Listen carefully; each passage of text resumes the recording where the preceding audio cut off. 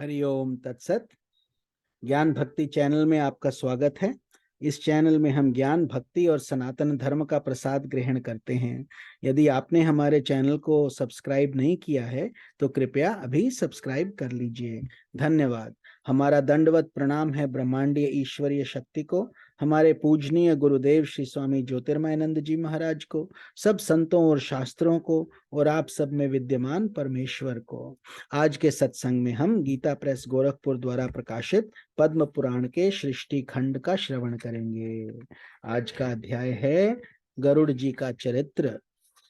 श्री भगवान विष्णु जी ने कहा, मुझे नारायण समझो, मैं तुम्हारे प्रिय करने के लिए यहाँ आया हूँ। ये कहकर भगवान ने उन्हें विश्वास दिलाने के लिए अपना रूप दिखाया।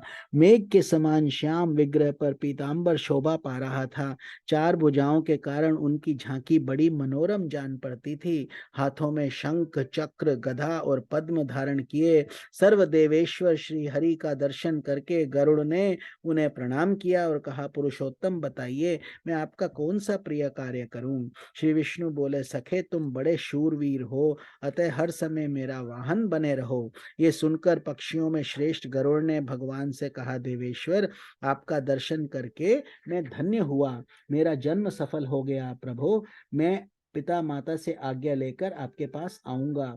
तब भगवान ने प्रसन्न होकर कहा, पक्षीराज तुम अजर अमर बने रहो, किसी भी प्राणी से तुम्हारा वध ना हो, तुम्हारा कर्म और तेज मेरे ही समान हो, सर्वत्र तुम्हारी गति हो, निश्चय ही तुम्हें सब प्रकार के सुख प्राप्त हों, तुम्हारे मन में जो जो इच्छा है सब पूर्ण हो जाए, तुम्हें अपनी रुचि के अनुकूल यथेष्ट आहार बिना किसी कष्ट के प्राप्त होता रहेगा, तुम शीघ्र ही अपनी माता को कष्ट से मुक्त करोगे। ऐसा कहकर भगवान श्री विष्णु तत्काल अंतर्धान हो गए। गरुड़ ने भी अपने पिता के पास जाकर सारा वृतांत कह सुनाया। गरुड़ का वृतांत सुनकर उनके पिता महर्षि कश्यप मन ही मन बहुत प्रसन्न हुए और अपने पुत्र से इस प्रकार बोले, खग श्रेष्ठ, मैं धन्य हूँ, तुम्हारी कल्याणमयी माता भी धन्य है।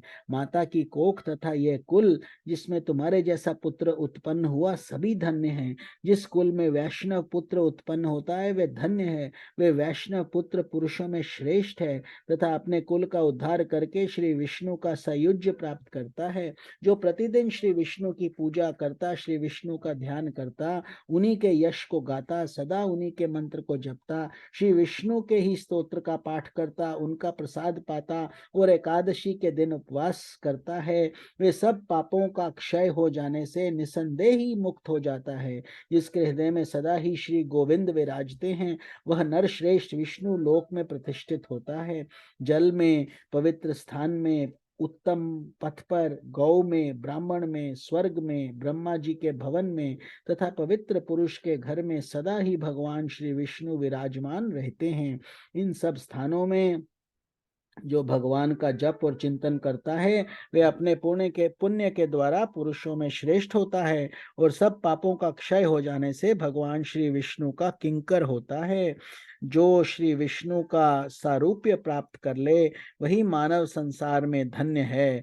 बड़े बड़े देवता जिनकी पूजा करते हैं, जो इस जगत के स्वामी, नित्य, अच्युत और अविनाशी हैं, वे भगवान श्री विष्णु जिनके ऊपर प्रसन्न हो जाएं वही पुरुषों में श्रेष्ठ है। नाना प्रकार की तपस्या तथा भांति भांति के धर्म और यज्ञों का अनुष्ठान करके भी देवता लोग भगवान श्री विष्णु को नहीं पाते, किंतु तुमने उन्हें प्राप्त कर लिया, अतः तुम धन्य हो। तुम्हारी माता सौत के द्वारा घोर संकट में डाली गई है, उसे छुड़ाओ। माता के दुख का प्रतिकार करके देवेश्वर भगवान श्री विष्णु के पास जाना। इस प्रकार श्री विष्णु से महान वरदान पा और पिता की आज्ञा लेकर गरुड़ अपनी माता के पास गए और हर्ष पूर्वक उन्हें प्रणाम करके सामने खड़े हो गए। उन्होंने पूछा, माँ बताओ, मैं तुम्हारा कौन सा प्रिय कार्य करूं, कार्य करके मैं भगवान विष्णु के पास जाऊंगा। ये सुनकर सती विंता ने गरुड़ से कहा, बेटा मुझ पर महान दुख आ पड़ा है, तुम उसका निवारण निवारण करो। बहन कद्रू मेरी सौत है, पूर्व काल में उसने मुझे एक बात में अन्यान्य पूर्वक हराकर दासी बना लिया। अब मैं उसकी दासी हो चुकी हूँ, तुम्हारे सिवा कौन मुझे इस दुख से छुटकारा दिलवाएगा। कुलनंदन, जिस समय मैं उसे मुंह मांगी वस्तु दे दूंगी, उस समय दासी भाव से मेरी मुक्ति हो सकती है। गरुड़ ने कहा, माँ शीघ्र ही उसके पास जाकर पूछो वह क्या चाहती है, मैं तुम्हारे कष्ट का निवारण करूंगा। तब दुखिनी विंता ने कद्रु से कहा, कल्याणी, तुम अपनी अभीष्ट वस्तु बताओ जिसे देकर मैं इस कष्ट से छुटकारा पा सकूं। ये सुनकर उस दुष्टा ने कहा, मुझे अमृत ला दो। उसकी बात सुनकर विंता धीरे धीरे लौटी और बेटे से दुखी होकर बोली, तात, वो तो अमृत मांग रही है, अब तुम क्या करोगे। गरुड़ जी ने कहा, माँ तुम उदास ना हो, मैं अमृत ले आऊंगा। यूं कहकर मन के समान वेगवान पक्षी गरुड़ सागर से जल ले आकाश मार्ग से चले। उनके पंखों की हवा बहुत सी धूल भी उनके साथ साथ उड़ती गई। वह धूल राशि उनका साथ न छोड़ सकी।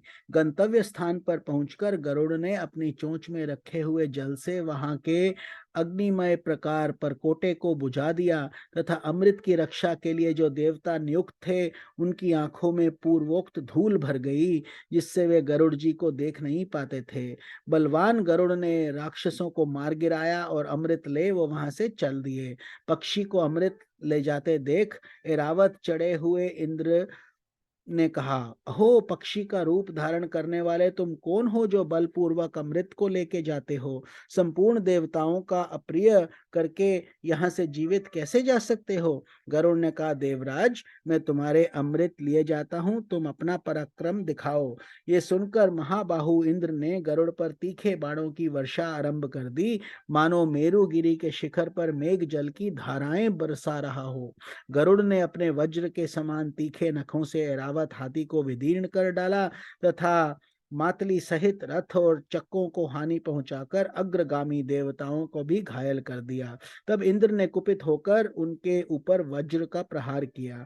वज्र की चोट खाकर भी महापक्षी गरुड़ विचलित नहीं हुए, वे बड़े वेग से भूतल की ओर चले। तब इंद्र ने सब देवताओं के आगे स्थित होकर कहा, निष्पाप गरुड़, यदि तुम नाग माता को इस समय अमृत दे दोगे तो सारे सांप अमर हो जाएंगे। अतः यदि तुम्हारी सम्मति हो तो मैं इस अमृत को वहां से हर लूंगा। गरुड़ बोले, मेरी साध्वी माता विंता दासी भाव के कारण बहुत दुखी है। जिस समय वह दासीपन से मुक्त हो जाए और वह सब लोग इस बात को जान लें, उस समय वे अमृत को हर ले आना।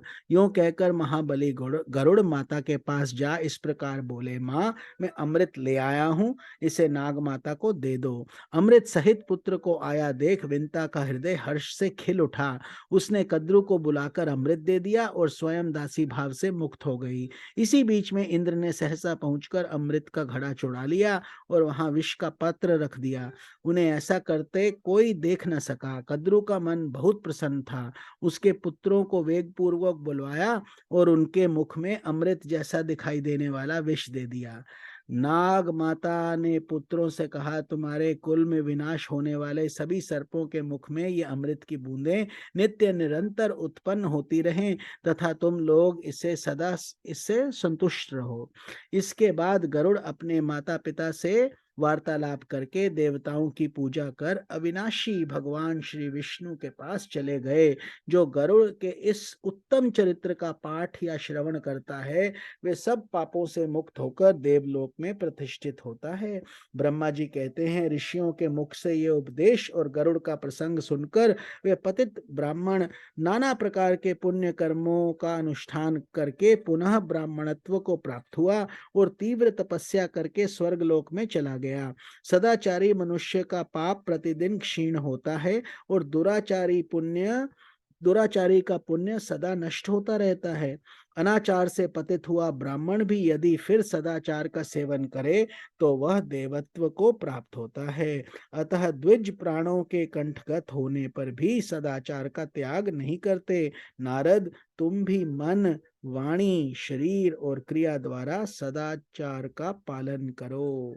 ओम नमो भगवते वासुदेवाय। आप सबको स्वामी निखिलानंद का प्रणाम। कल के अध्याय में हम ब्राह्मणों के जीविका उपयोगी कर्म और उनका महत्व तथा गौ की महिमा और गौदान के फल का श्रवण करेंगे। ओम तत्सत।